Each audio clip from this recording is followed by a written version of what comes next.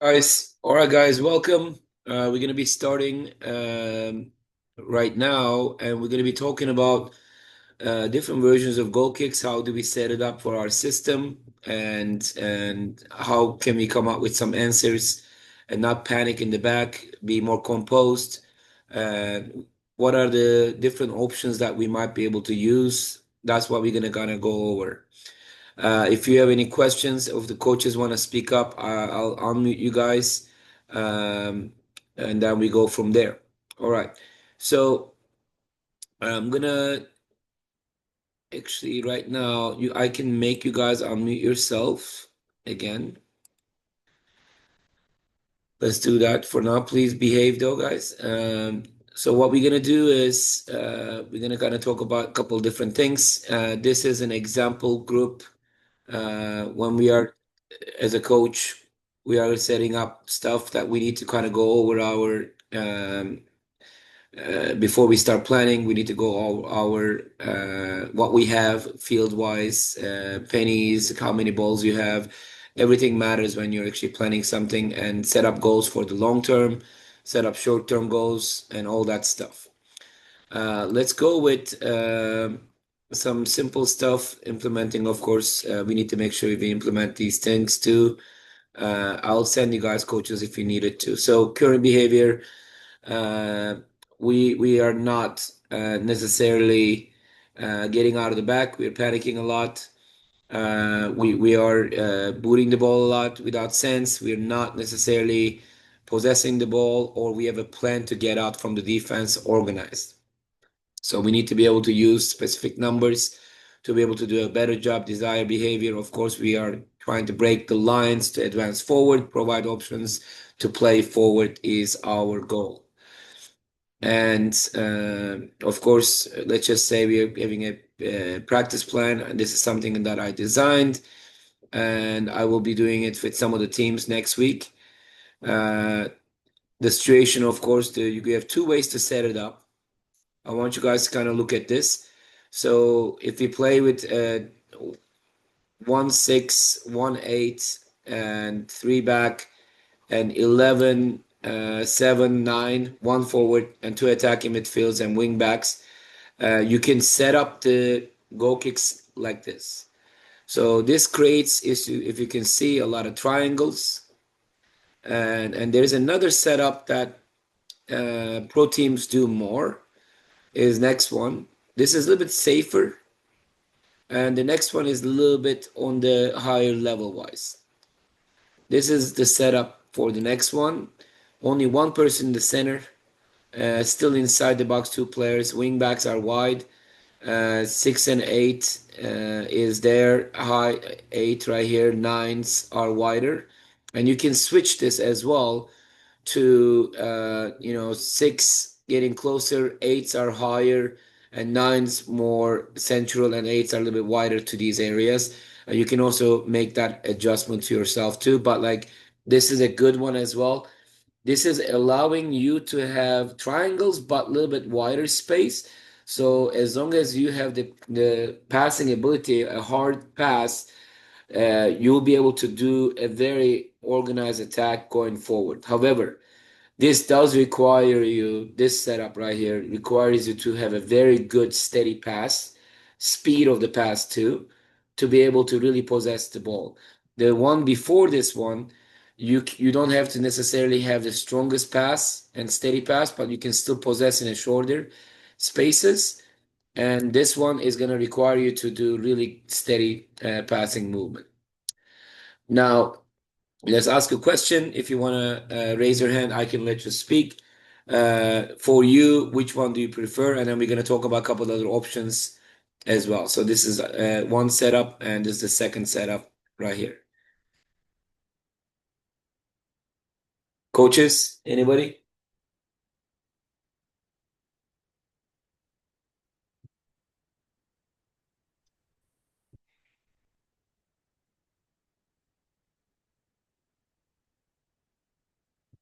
Yeah.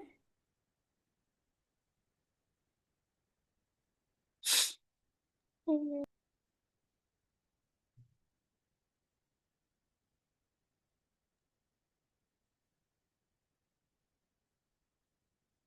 Coaches, anybody? You have a comment?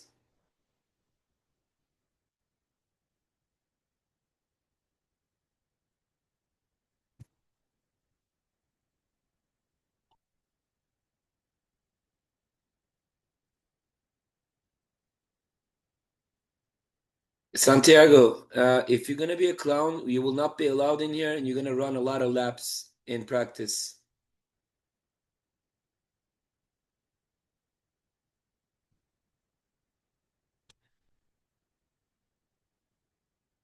All right, our coaches, thank you for, I guess, stepping in. So no preferred thing, I guess. They're just gonna kick it as far as they can. Great. All right. I'm just being sarcastic. All right. So one of the other things is we're gonna be talking about is a lot of the pro teams now do something a little bit different. So what they do is instead of goalkeeper coming and passing the ball to four comes and passes the ball to number one, the keeper, and they go wider right away. And these guys, that way, these guys go a little bit higher, and that creates a little bit different options. A lot of pro teams, especially Manchester City and some of the possession teams, really like this one because they can have a lot more options going forward and there are a lot more angles. However, if your goalkeeper does not have the footwork and the passing ability, even the long ones, it's not something you want to use. Otherwise, most of the time, what we're going to do is short option to four. Four hopefully either finds the wide option right here, or if they overcommit to this guy, you can find the central option this way, but never want to go necessarily this way unless he's wide open and there is nobody around, and tell him that he has space. You can do that. But most of the time, this player is going to be on him right away. We do not want, if you see any kind of pressure in this central area, you do not want to go towards the center. We would prefer this, and maybe this option if you can find it at that point. These are all the wide options. We're keeping the ball away from this zone because if you're under pressure against the other team, this is where you're going to assist goals to the other team, and we do not want to allow that. Hopefully that makes sense to you guys. Any comments about that?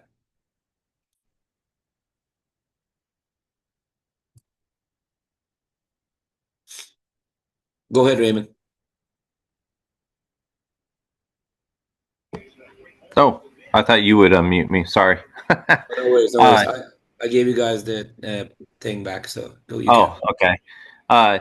So the one thing that the comment I'd make is currently right now I do this setup, and if the goalie does pass to the number 4, I remind them that you have to be patient and not just kick the ball wide right away, because you want the opposition to react to you first, so everything else can open up. Other options can open up for you.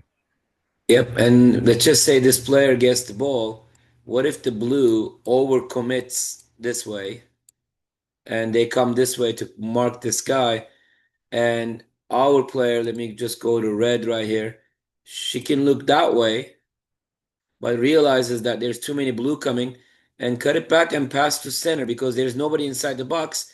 And we can actually open the game because now this guy will not be there. If they slide, they can all easily open the game to the opposite side, even this player or that player. And we need to be able to see that option too. And that's why patience is very important for this player to be smart about when to pass the ball and when not to. If this is the safest bet for sure. If you get there, most of the time you will be successful getting the ball. So that's good. But if the other team reads it over and over again, then you need to make sure that you can make changes. I would prefer you not passing it towards here and toward this player or that player long ball if you have the footwork for it, versus passing it towards this area in the center where the pressure is. However, if there is a blue inside right here, I would never pass it this way either. The moment you see anybody inside the box from the blue team, I would keep the attack from these angles only so we can actually get out smarter and not actually take the risk. Do you have any questions, any comments about that, coaches or players? Daji, I have a question and also a comment. Yeah. And sometimes what I see before when our four gets the ball, sometimes they don't like press up immediately, but still we are passing the ball. Like if we have a space, I'm trying to teach them. If you see the space, you can come up with the ball to the space. Yeah, exactly. Especially if there is sometimes that number one we're seeing right here is not there. So if they're here somewhere and nobody's pressing or one person standing here, four to move and dribble with the ball to the space if there is nobody around is gonna pull them out, and that's when you pass the ball. And I think that's a good lesson to talk about for sure. If you do have a good goalkeeper with a good feet, though, that option that we talked about, passing it back to keeper and going wide, that gives you a lot more options. Because what happens is, if I pass the ball to my keeper and I go wide, and this guy goes up, this guy goes up, and this guy goes wide, because goalie has the ball, immediately they're going to be one of the guys are going to be pressing the keeper right away, and that's going to keep more options for our outside wing, outside center backs to have go moving forward. He just recognizes where is pressing, right? So if this guy is pressing, that means that there's all. If you're pressing keeper, of course, this way, my bad. That's going to be open space for this guy because there's going to be space right here now that this guy can utilize. But again, you do need to have a good footwork keeper to be able to do that perspective. Any questions about that? And also, Daji, my question is mostly they will like they do covering the our number two or threes, like they're not open mostly. I mean, if So they do that, it gives central options. So then we're gonna choose the wide central options, not towards here necessarily, unless there is nobody around here, right? And you can choose that. But it could be a good option for you to kind of work on dribbling a little bit more, and maybe dribbling towards that player, and that could open up space. However, let's just say, let's make this blue, and let's just say this player, instead of being there, he tights marks player here. And that will give the red a sudden make a run blind spot to here. And that's going to be giving an extra option to the player to see this thing too. So that's why in a high level soccer, nobody's going to mark this guy tight right here. They're going to be more central because they do not want to give the other team center. So this is bad coaching from the other team. And this is when we got to utilize the space and make it move this way, and that could be the reason this guy moves wide. So now what happens? So if I go here, I get the ball here, I can pass it, and then that ball goes there, and number nine can make it run wide because we cannot have two players in the same lane. But if one player is moving to this lane, that could be automatic option for me to go wide. So that will be allowing us to have more triangles for the next play. That's smart play. That creates a lot of options for us. But again, we need to train that with the kids to be able to get used to that for sure. Any questions, guys? Any comments from the coaches?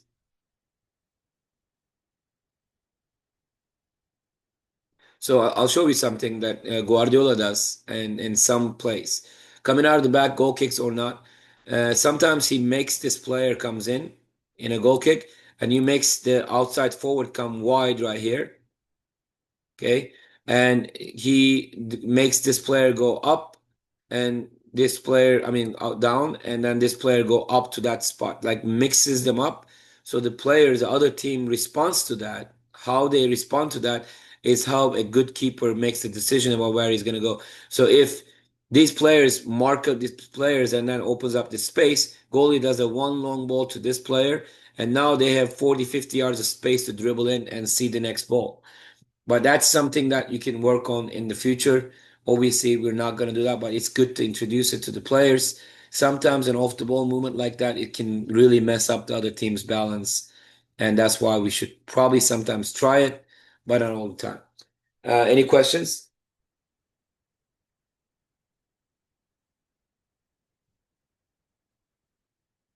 All right. Yeah, Noah, I see that Noah is asking what if they're blocking the options. If they're blocking the options, you can make moves like just we just talked about. All right. So I'm gonna go to the next one, guys. This is a setup I want you guys, coaches, to do.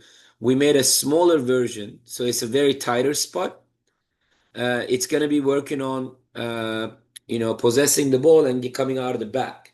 So what you do, you make a smaller area. So of course, some of the teams have a very small space. You could make it 20 to 30 or 15 to 20, however space you have.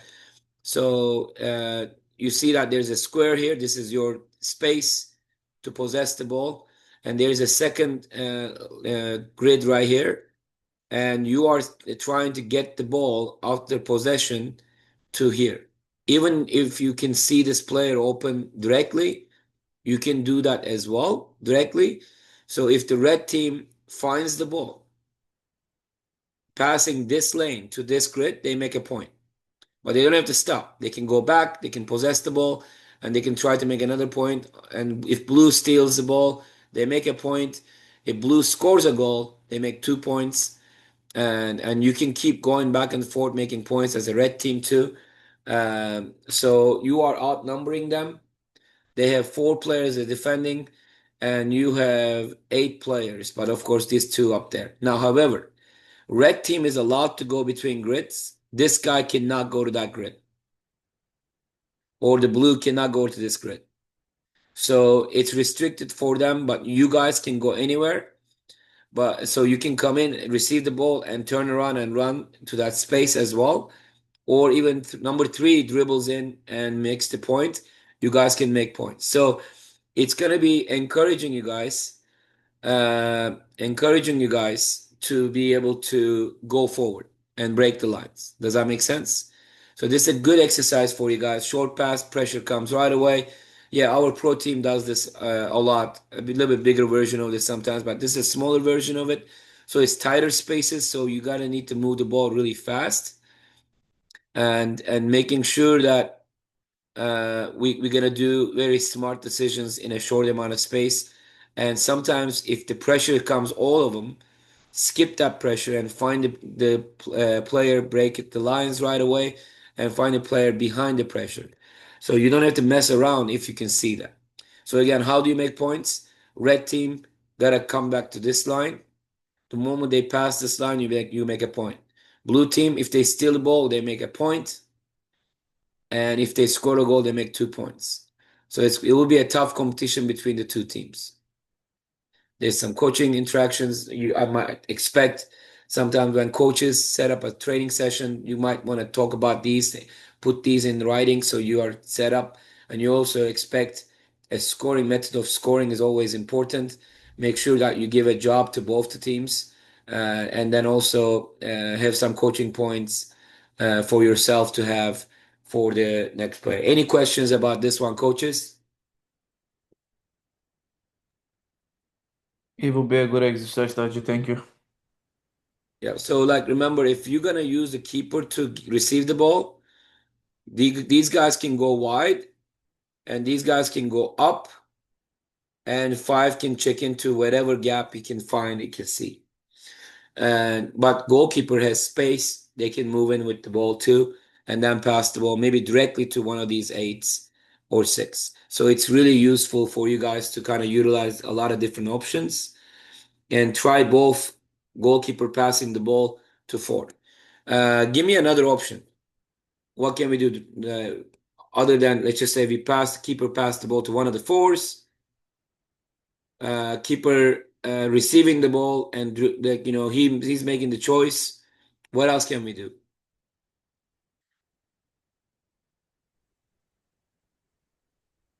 Right there, we can like try to play with the number 4, and then get some pressure from one of the opponents, so that number 5 can get open and get more space to start coming out. Yeah, like this way, for example. Yep. Yep. And one of the other things you can do, I don't know if anybody answered that one. Nobody is saying anything. So goalkeeper or 4 immediately could find a pass if they're open to wingbacks or one of the 8 and 6 right away. There is no reason for us to. We can look like we're going to do a short pass. That sometimes causes them to overcommit.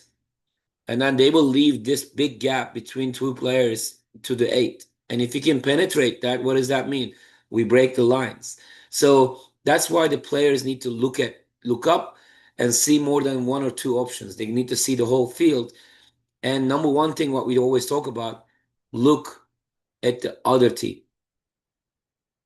Where are they? Where are they pressing? If you know where they are, you can easily find your players. So that's a big thing. We've been talking about it in the high school classroom session. We kind of stepped on that subject too. Is there any other comment you guys want to make for this exercise?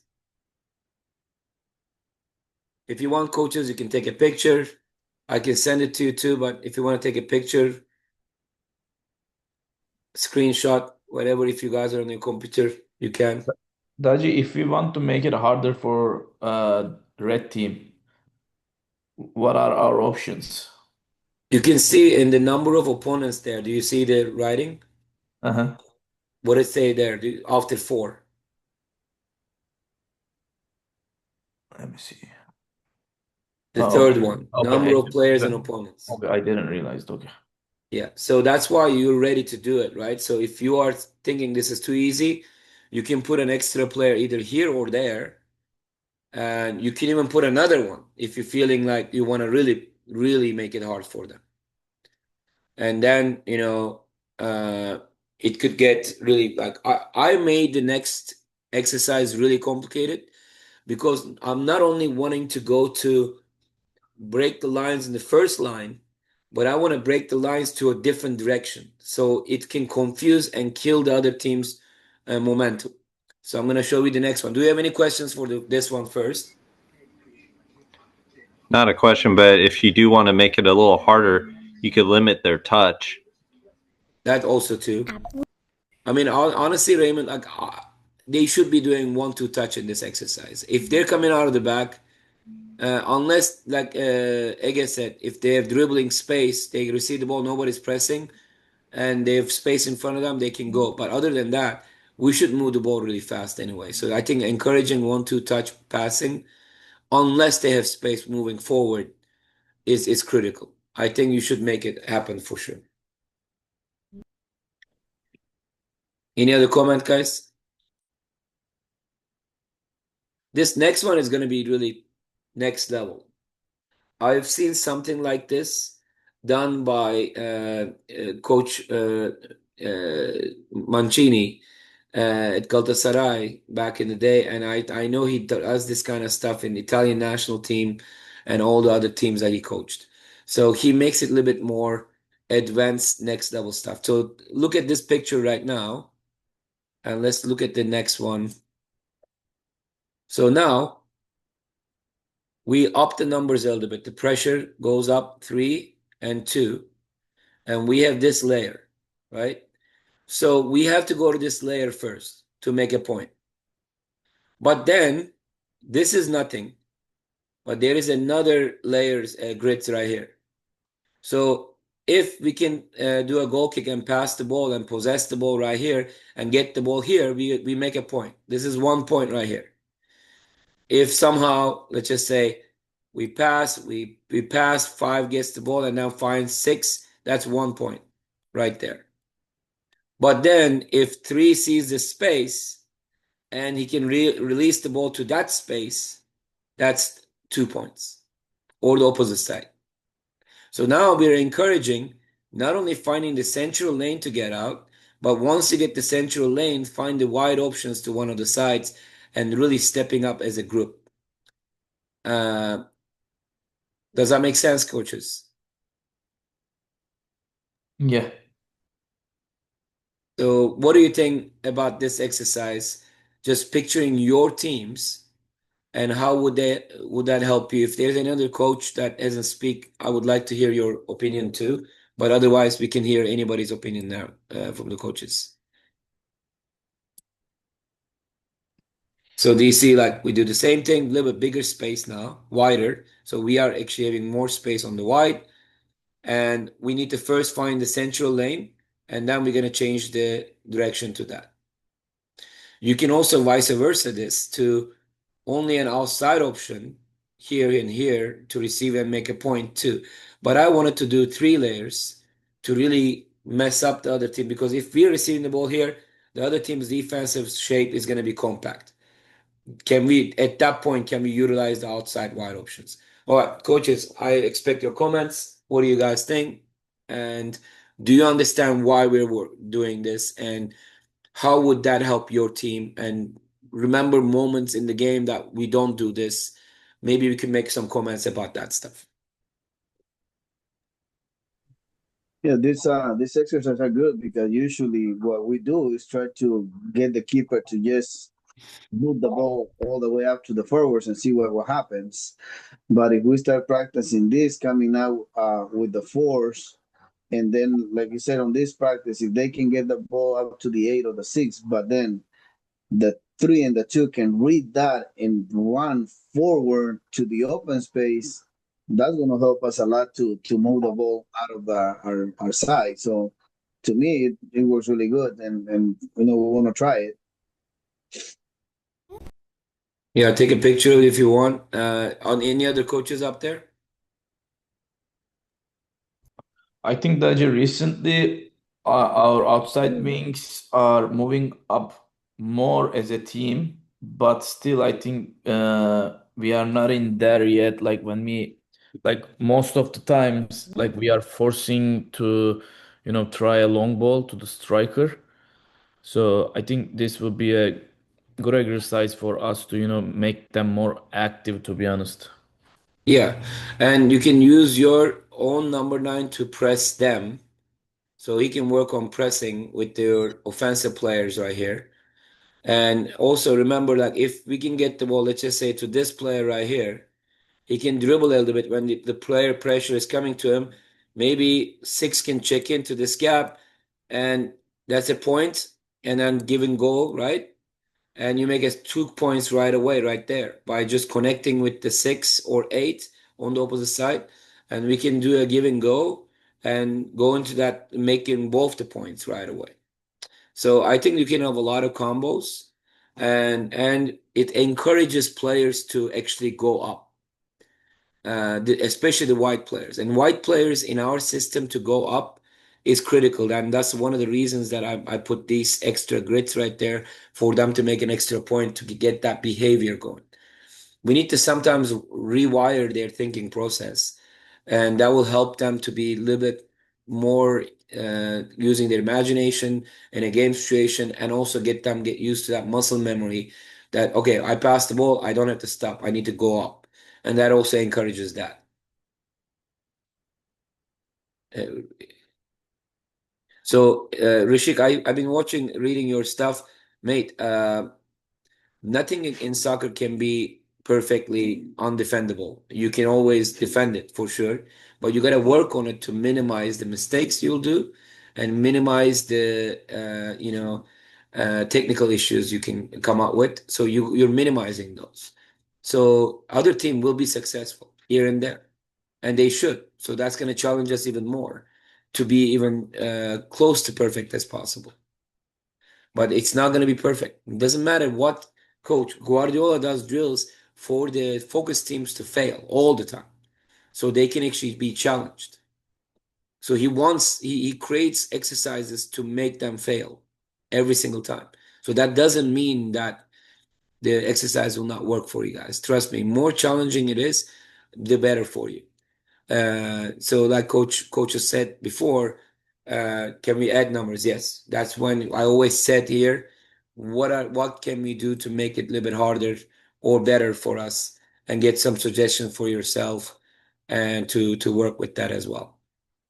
All right. So I don't know, John, are you here? Do you have a comment about this?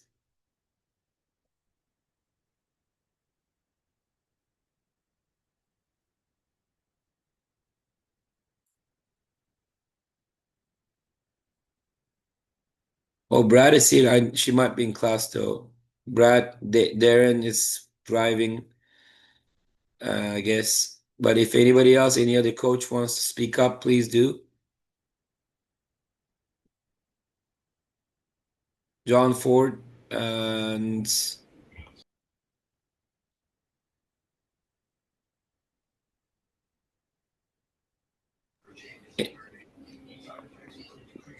Raymond, you gonna speak? Yeah, so running this drill, because when I first watched you lay it all out, I was just like, man, you're asking us to go right down the center on a goal kick. But in this drill, because most teams preferred, or we coach, hey, go wide.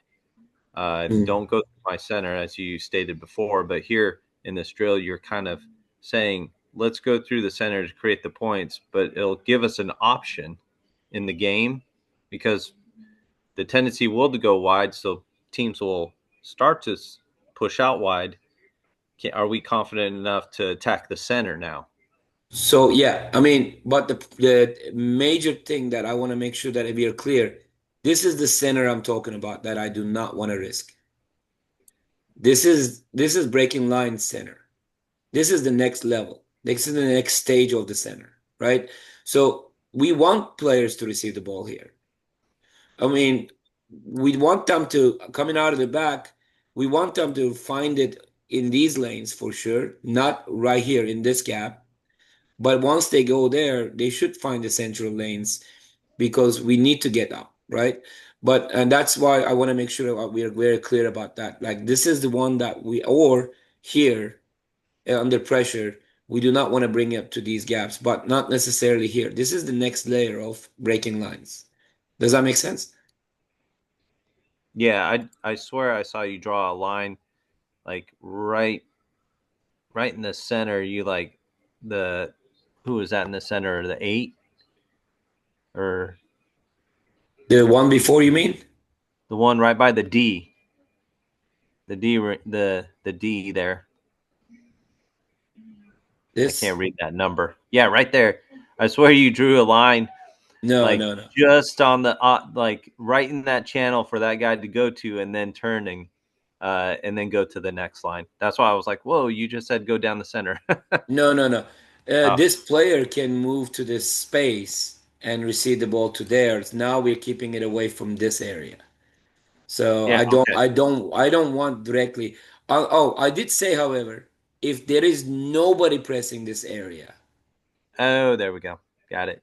you can go there. Yeah. If there is nobody there at all, right? Like there is no reason for us to worry about pressure there at that point. But that's also debatable for the players at your ages to be able to recognize how close the pressure is. So Yep. it's being safer to be able to move it a little bit more wider anyway. But if in older players, if they see nobody pressing this area, of course they can find that number 6 or 5 in this case right away. There is nothing wrong with that. Maybe that's what you're talking about. But this exercise, like I said, it encourages different behaviors on the players. We don't have to get to here or here right away. So they can learn to be patient. To make points, they gotta be patient. So if they try to kick it right away, blue is gonna mark and get it right away, right? So we need to make blue forget about them. And be patient and wait for the right moment. And that's going to be teaching them a lot of different things in an exercise like this. This behavior right here is a little bit complicated, I know, but I think it's going to make it that these players are going to be understanding that they need to be involved. In many ways, if let's just say if this player is running in this way, that player recognizes that there's a space on the white and he could make this run. And that's a different, of course, level of play. And if this player is covering, even this player can go up there and cover that lane. As long as we keep minimum 2 defenders in the center, are the 3. And that's one of the reasons we like playing the 3 back, because we can always leave 2. We can always send 1 up to attack. But we're just sending it later. That's what the big difference is. Any questions? Any comments about that, guys?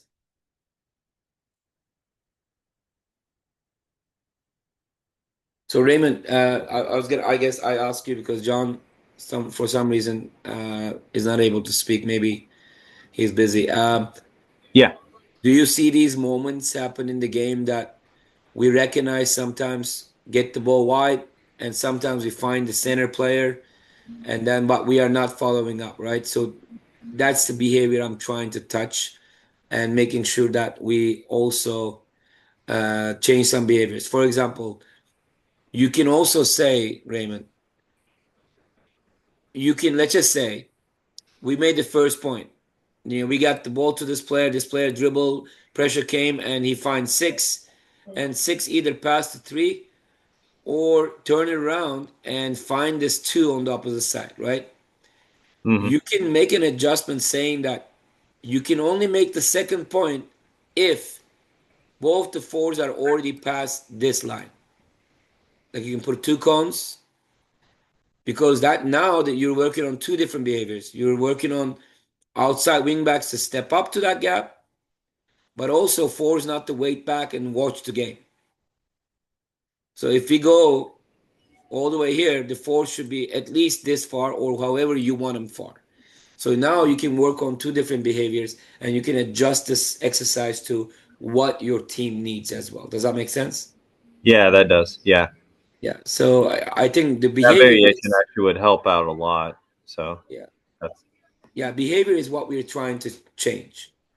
And we need to make it better behaviors. And ball watching at your ages from defenders after they pass the ball is a very normal thing. I mean, they might go up, but they will be this far. That's it. yep. Because they're worried about the attack coming. But if they can make it all the way here, then we can lock the other team in that space. And we're not so far that if a long ball comes, goalkeeper or our defense can get to it, we're still there. We can make it happen every single time. So, um, any questions? Any comments?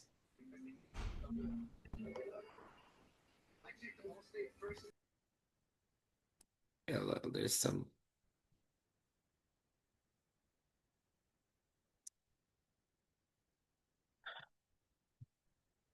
It's good, coaches. I appreciate you guys being active with this. Raymond, I appreciate you. And again, do you have any comments about this exercise?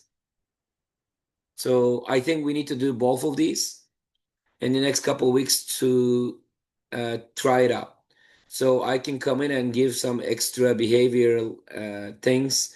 Technical things are very important, of course. So you can also do stuff like, let's just say, make the field smaller just to work on some passing stuff, right? So let's just say, let me go to, I think we have a, stop the share for a second. And let's go with the. All right, can you guys see the whiteboard? Yes. Okay. So let's just say you want to work on this passing in a shorter area, and you have, goalkeeper, and let's just say you make a goal right here, and you have just one option, okay?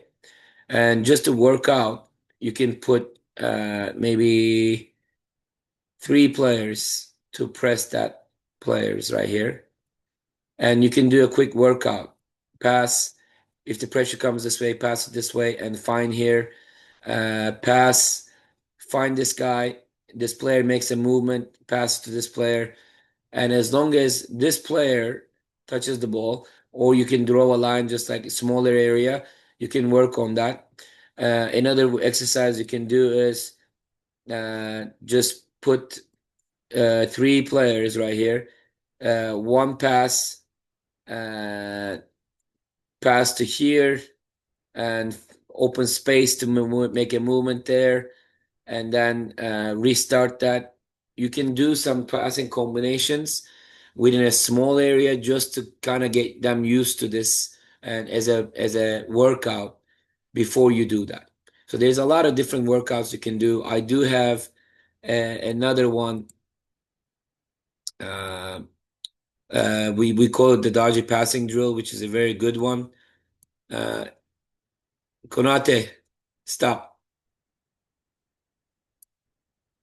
All right. So what we do in this one is we put these cones. Okay.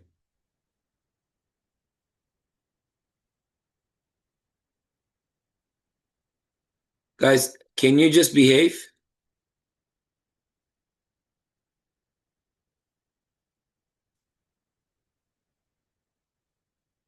All right, Konate, that's a lot of laps for you.